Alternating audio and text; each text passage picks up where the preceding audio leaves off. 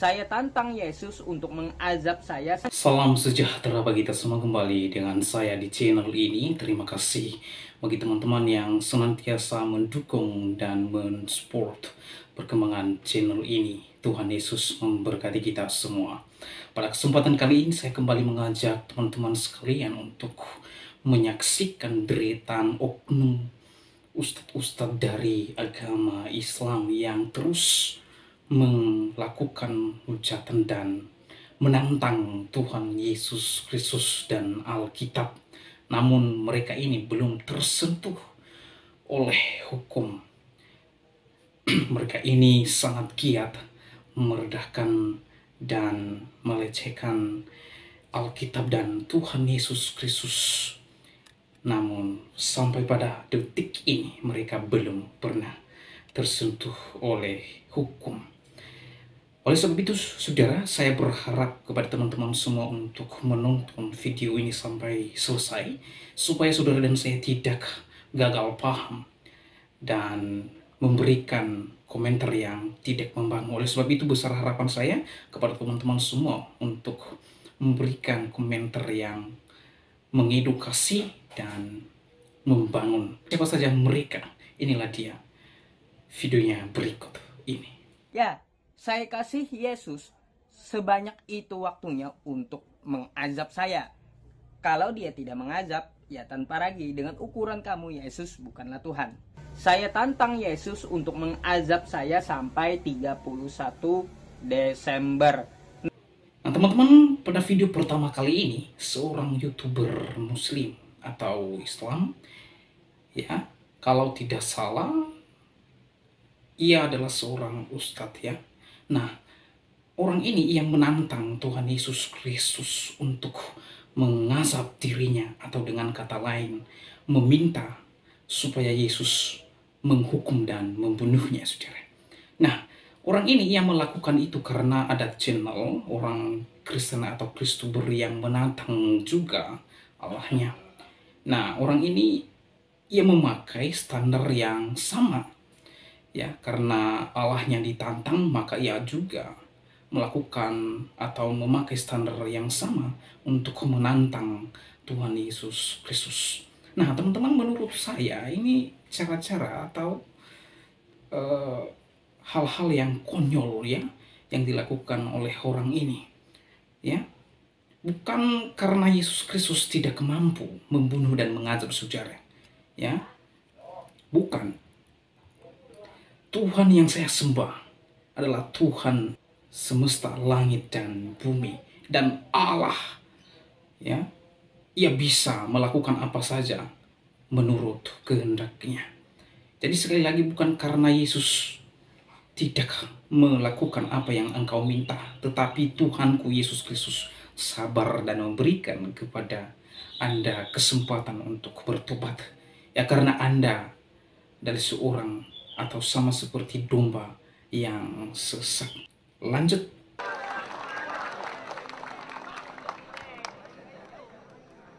Ya, ini satu. Siapa namanya? Mufazal.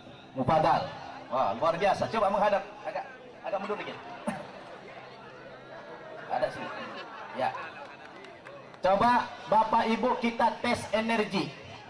Jadi kalau kita ingin membuktikan kebenaran agama Islam dan tidak benarnya agama yang lain, saya ingin buktikan lewat tes energi. Mana tangan kanan? Ya. Coba sini dikit. Agak apa? Begini bikin. Agak ke kanan, ya. Begini. Ya. Nanti tangannya akan saya tekan ke bawah sekuat-kuatnya. Abang juga tahan sekuat-kuatnya dengan kekuatan energi. Ditahan, ya. Kita peragakan. Kita tes dulu energi dengan beliau kosong. Keluarkan semua kemampuan. Saya akan turunkan tangannya, mampu tidak saya? Abang juga tahan. Sudah? 1, 2, 3. Ini baru makan kayaknya. Luar biasa. Energinya kuat sekali. Tidak sanggup saya menurunkan tangannya. Coba baca 1 ayat apa 2 ayat dari Alkitab.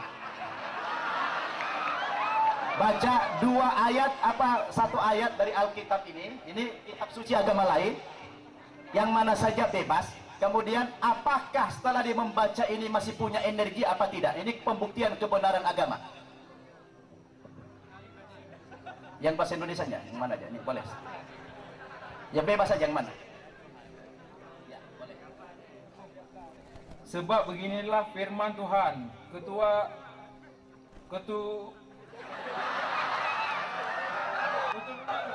Ya, ketahuan tidak pernah baca Alkitab. sebab beginilah firman Tuhan, keturunan Daud tidak akan putus. Cukup. Kayaknya udah kaku dia. Sekarang kita tes lagi seperti tadi. Kalau tadi waktu kosong dia punya kekuatan yang luar biasa, punya energi. Setelah dia baca ayat tadi, apakah Bang Mufadal ini masih punya energi? Kita lihat. 1, 2, 3. Bismillahirrahmanirrahim. Hilang langsung tenaganya. Habis energinya. Coba abang baca Al-Fatihah. Bismillahirrahmanirrahim. Alhamdulillahirabbil alamin arrahmanirrahim maliki yaum. Cukup. Tahan lagi seperti tadi. Apakah harus sama kekuatannya? Tidak boleh berubah. Apakah beliau masih punya energi lagi seperti waktu baca Alkitab? Kita coba. 1, 2, 3. Luar biasa. Ternyata apa yang abang rasa? Lega. Ada nggak perbedaan? Ada perbedaan. Waktu baca Alkitab tadi, Enggak ada. waktu baca Al-Quran ada tenaga? Ada. Subhanallah. Ini bukan magic. Ini tidak rekayasa. Ini adalah sebuah kebenaran. Ini sebuah bukti. Ketika beliau baca Alkitab tidak punya energi, tapi ketika baca Al-Quran langsung punya energi. Ini adalah bukti kebenaran Islam. Allah. Nah, kemudian teman-teman, pada video yang kedua ini, ya, seorang ustadz yang katanya dulu seorang pendeta, lalu mualaf, ya, namanya Ustadz Nababan, ya, ia melakukan eksperimen antara kitab suci saya, Alkitab dan Al-Qurannya. Ya, seperti yang terlihat pada video tersebut, ia mengundang beberapa orang untuk naik di atas panggung, dan di sana ia melakukan adu kekuatan mana yang lebih kuat, apakah Alkitab dan Al-Qurannya. Nah, ia menyuruh orang-orang itu untuk membacakan salah satu ayat yang ada di Alkitab. Nah, ketika orang ini membaca Alkitab, yang terjadi adalah ia tidak memiliki energi atau kekuatan. Ya, kemudian Ustadz Nababan ini menyuruh orang tersebut untuk membacakan Al-Quran. Ya, ketika ia membaca Al-Quran, maka di sana ia memiliki energi dan kekuatan. Namun di sanalah Ustadz Nababan ini membuat satu kesimpulan dulu, bahwa hanya Al-Quranlah yang kitab suci yang benar, sementara Alkitab bukan ungkap Ustadz Nababan ini. Nah, teman-teman, ini cara-cara untuk mendiskreditkan, melecehkan, merendahkan kitab suci agama lain, terutama Alkitab. Ya, saudara, Alkitab bukan sebuah mantra atau jimat, bukan. Alkitab itu bukan mantra dan jimat, saudara Pak Ustaz. Ya, bukan. Tetapi apa yang telah engkau lakukan terkait dengan Alkitab saya, maka saya katakan jelas Anda sedang melakukan pelecehan terhadap kitab suci saya. Anda sedang melakukan atau mencemari Alkitab saya yang sebagaimana kitab suci yang paling sakral bagi kehidupan kami umat Kristiani. Ya, lanjut.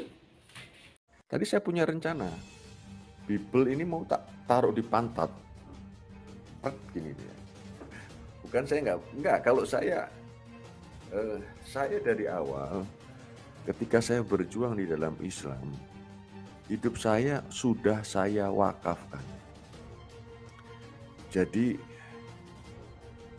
keadaan apapun saya sebenarnya siap. Gemes sebetulnya. Ya, sebetulnya kalau challenge ini, apakah memang nanti saya diazab mati?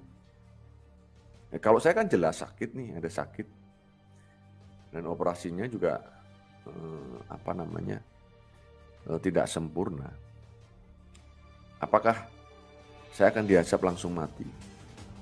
Saya jamin 1000%, ya nggak mungkin gitu loh. Jadi memang itu hal yang dicari-cari oleh si tanpa ragu. Ini manusia jahat sudah ya, jahat ya. Dengar-dengar sih Bandung ya. Kalau Bandung teh cocok itu, kena ya minimal gigi depan 2 lah lepas ya.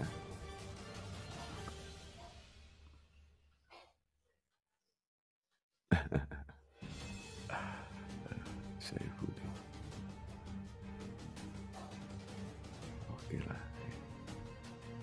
Atau saya eksperimenkan saja ya. Oke lah. Ya, oke, saya eksperimenkan saja saudara ya. Apakah ketika kitab ini saya tempel di pantat, ya, dalam sebulan saya akan mati. Kita tes ya, ya, dalam 1 bulan.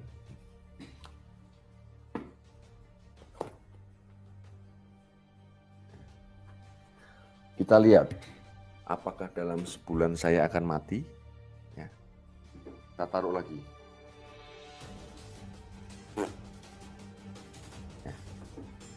Kita lihat. Nah, teman-teman, pada video yang ketiga ini ada seorang ustadz, itu Ustadz Agustan. Ya, ustadz ini yang melakukan penghujatan dan pelecehan terhadap Alkitab.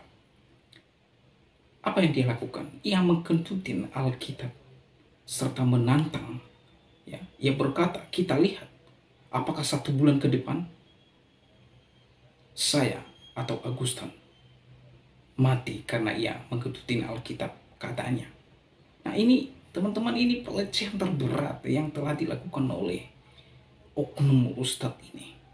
Ya, saya katakan secara gamblang bahwa ustadz ini adalah agamanya Islam. Ya, dia melakukan satu pelecehan terberat untuk merendahkan, melecehkan, dan mendiskreditkan Alkitab saya di depan publik, saudara. Ini sungguh sangat keterlaluan, ya, dan over. Maka saya bertanya, apakah orang ini waraskah atau sedang jam 7:05 ya orang ini. Ya. Jadi teman-teman, para oknum ustadz ini, mereka bebas menista Alkitab, mereka bebas melecehkan, menghujat Yesus Kristus. Namun mereka tidak atau belum tersentuh oleh hukum. Ada apa? Ada apa mereka ini? Kenapa mereka tidak tersentuh oleh hukum? Jelas-jelas mereka melakukan di depan publik. Ya, jelas-jelas mereka merendahkan, melecehkan, mendiskreditkan Alkitab umat Kristiani. Tapi mengapa mereka tidak tersentuh oleh hukum? Ini pertanyaan kita. Ya, Karatia Biru ditangkap, anak Batak ditangkap, Pendeta Yusuf Manubulu juga ditangkap. Ya, MKC ditangkap, Saifuddin Ibrahim ditetapkan penista agama, Paulson juga ditetapkan sebagai penista agama.